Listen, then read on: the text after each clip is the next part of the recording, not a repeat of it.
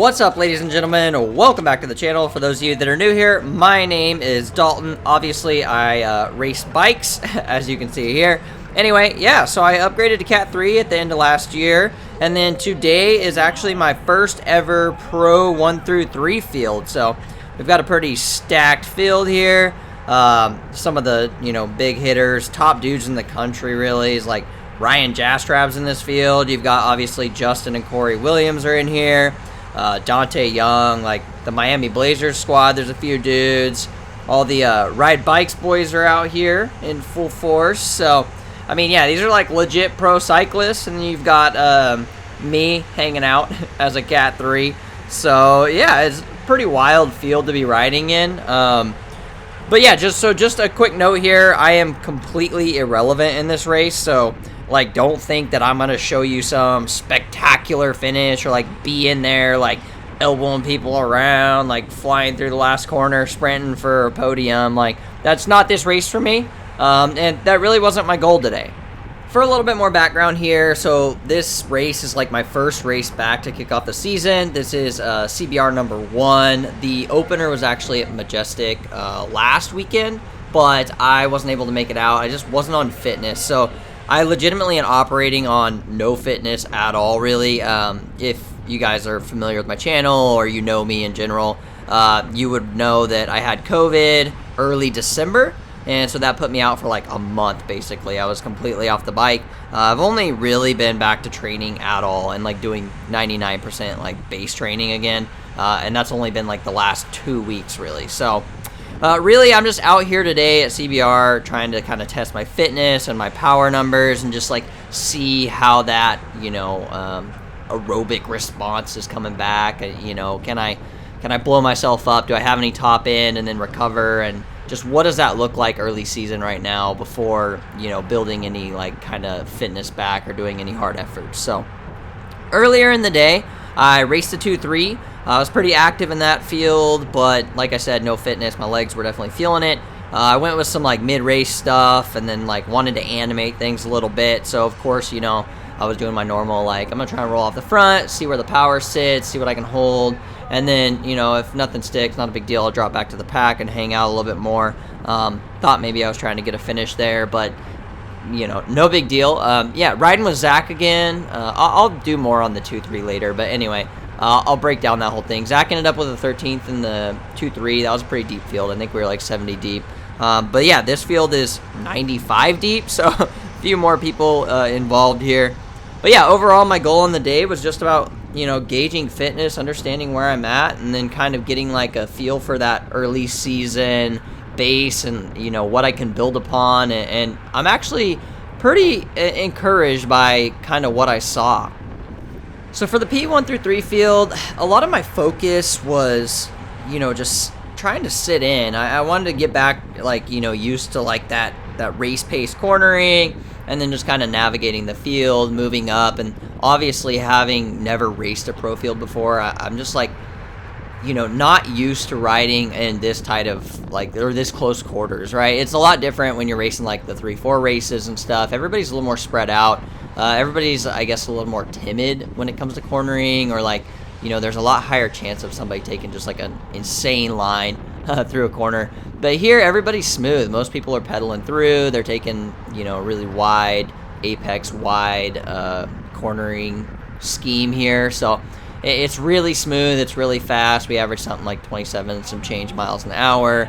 This is a super basic 4-corner crit, though, so obviously high speeds are expected. I've seen much faster, but yeah, this one was pretty mellow for the day 1 opener. So something I did want to talk about, and from my perspective, like, I wasn't quite sure what to expect in a race like this. You see these fields, right? And even looking at my camera footage, I'm like, holy crap, right? It looks insane. Power numbers are definitely up for the beginning of the race.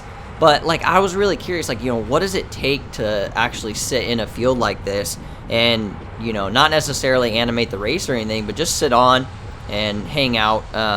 So, there was, like, maybe one moment in this race with, like, 5 back-to-back $100 preems where it was just, like, actually got a little bit hard and got a little bit strung out.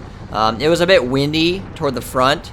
But overall, like I said, hanging out 50th wheel in a field of like 95 people really was not that hard. So to give you guys some metrics, I think I averaged like 225 watts. My normalized was only like 240. Whereas when I was like being a little more animated and kind of throwing down and being towards the front and riding aggressively, in the 2.3s, I averaged like, I don't know, I think like 245, 250, and then my normalized was closer to like 280. So obviously a big difference here. It's a lot easier to sit in when a big field, especially when you're not riding the front. So, when you're sitting 50th wheel and you're just hanging out, it's really easy to stay in the draft, especially in these windy sections. Yeah, so that's really, it wasn't as hard as I anticipated it was going to be to just hang out in the pack. Now, from my perspective, like, something that's pretty crazy here for me, and like, having, like, I thought back a lot on this one yesterday, right? Like, after the race, I was thinking back, and I was like, man, like, to think 2020, I was, like, sitting there lining up for my first race at Tour de Marietta, which is, like, a SoCal local, like, 2-day crit and road race, kind of. Dude, like, pretty wild to go from that. Obviously not racing any in 2020. I had one race under my belt. So realistically, I'm like 1 year into racing, one season in, and it's pretty wild to come through a corner like right next to, the likes of Justin Williams and Sharon Smith and all those like dudes who are legit bike racers, right? And then you've got just me hanging out. But it's a super cool experience, right? Because like you think back on like when you first start racing and you're just like, holy crap, like what's going on here, so I think the newness of all of that will like definitely wear off, but it's pretty surreal when you used to watch these dudes in like the pro field, from the sidelines, and you're just like, holy crap, these dudes are flying. But yeah, I mean, I got to experience that today. It's pretty cool. Obviously, like I said, I wasn't in the mix at the end or anything, but yeah, cruising through corners with these dudes and like just seeing how they ride and like the pack it's definitely an interesting thing, man. So, that was exciting and kind of an interesting moment of like some self-reflection for me. And, I was actually pretty stoked to have come this far, in such a short amount of time. So I'm excited and encouraged to just keep getting better and get used to riding these fields. And then, over time, maybe I can mix it up and get in there and see what I can do. But anyway, beside all that, so there were a couple lessons learned from this one, and like I just noticed some things in my own footage after the fact, and I was like, man, like what's going on here? This is not how I should be riding. So a couple things I wanted to touch on. Like I really struggled with staying out of the wind today. I was like cornering, and I would like take a line and think, okay, like the group is gonna snake back over and then pick me up, and I'll fall into the draft. But then I'd be like wrong, and I'd just be sitting out in the wind doing watts at 32 miles an hour, 450 watts for no reason, which is like completely unnecessary when I could just sit in the draft, take a better line through the corner. And it's hard to remember that this P1 through 3 field is a little bit safer and a little bit more predictable, so you don't have to kind of anticipate that people are going to go crazy in the corner quite as often. And then also the way that people react is a little more calm, cool, and collected, and that's something I realized very, very early on. There was a little bit more bumping, which is like honestly not a big deal. I mean, I don't know, me and a few people just kind of like bump hips, bump shoulders, bumped elbows, and it's not really a thing, right? Like it happens, and then you're just like, all right, cool, no big deal, and you just keep riding your bike. Like it's just not even, you don't even really give it a second thought. So it just becomes norm. And obviously that just comes, I think, with like bike racing experience, which is important to race these kinds of fields where that is commonplace. That way, you get used to that stuff. So when it happens in, like a true Cat 3 race or something, I'm not shocked. But yeah, nonetheless, I was taking not ideal lines quite a bit and putting myself in the wind, especially in the headwind section, for really no reason.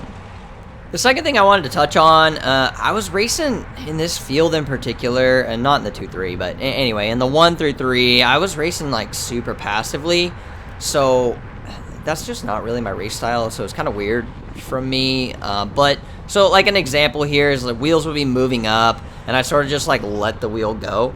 And like I said, I don't usually race like that, so I do think maybe there was a little bit of like intimidation of like the pro field, combined with like, some worries about low fitness, like is this race suddenly going to get hard? and am I gonna like end up blowing myself out, and at the end of the race I'm not gonna have any like pop left just to finish. And so, you know, there is some fear of like, oh my god, am I gonna get dropped or something. But after the race, looking back on it, like that fear was kind of like unfounded. And like I said, I think honestly, like, these are my biggest takeaways from this, but I probably honestly would have been more efficient had I just taken those free rides up. And then, you know, like I said, I did find the top 20 wheels a couple times. Said what's up to some people, you know. But I didn't hang out up there for long. It was just, the race is a little bit harder up there. You're kind of in the washing machine effect. And I don't know that I had the mental energy after racing the 2-3 on, like, very low fitness to really, like, battle for wheels up there and get involved in the constant, like, washing machine and shaking up of sort of the pointy end of the race. So, yeah, overall, this is not a lot to say about this. If you guys want me to post the full race, I will, but it's legitimately 75 minutes of me sitting in, doing absolutely nothing for the most part. You can see me move up here and there, but yeah, like I said, it's not going to be all that entertaining. All you would see is people going around in circles. But yeah, overall, you know, I finished, I think, like mid-pack somewhere, I don't know, 60th or whatever, like soft pedaled across the line. Out of a field of like 95 deep, and I think maybe there were like 30 or 40 DNFs or something. You know, it's early season, right? So kind of expected. But yeah, so you're just rolling across the line on absolutely no fitness with one race already in my legs in a P1 through 3 field. It's a totally new experience. And so honestly, man, like I felt like that was pretty cool. And honestly, I'm super excited for what is going to come this season, right? And 2022, I think it's going to bring some cool things for me. Like, I personally feel like my fitness is going to be at all-time high. Working with a coach, more on that coming soon. And so I'm stoked to actually get some, like, structure in. And this is going to be the first time ever actually, like, following any kind of training plan instead of just riding really hard group rides and whatever. So I'm really confident in my abilities this year. And I do think that, like, I fully plan to be in the mix in these kinds of fields, you know, as I get my legs back. And then hopefully, you know, riding these fields also makes like navigating any true Cat 3 field like pretty mellow overall. So yeah, man, I'm trying to get my points and get that Cat 2 upgrade this year.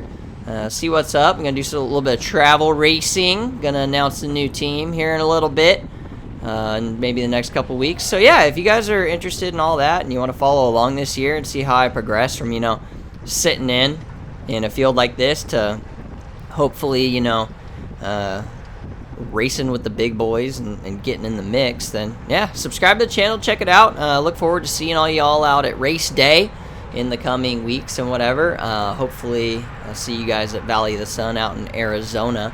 And yeah, so I'm pretty excited for what this season's gonna bring. So overall, thanks for watching, guys. You know, sorry this isn't crazy entertaining or anything, but this is a pretty big accomplishment for me in like a lot of weird, like minor ways. So, yeah, I think overall it's pretty cool. Anyway, like I said, I will chat with you guys soon, and stay tuned for more. Oh, like this video, you know, help pump this video in the algorithm and make YouTube love me.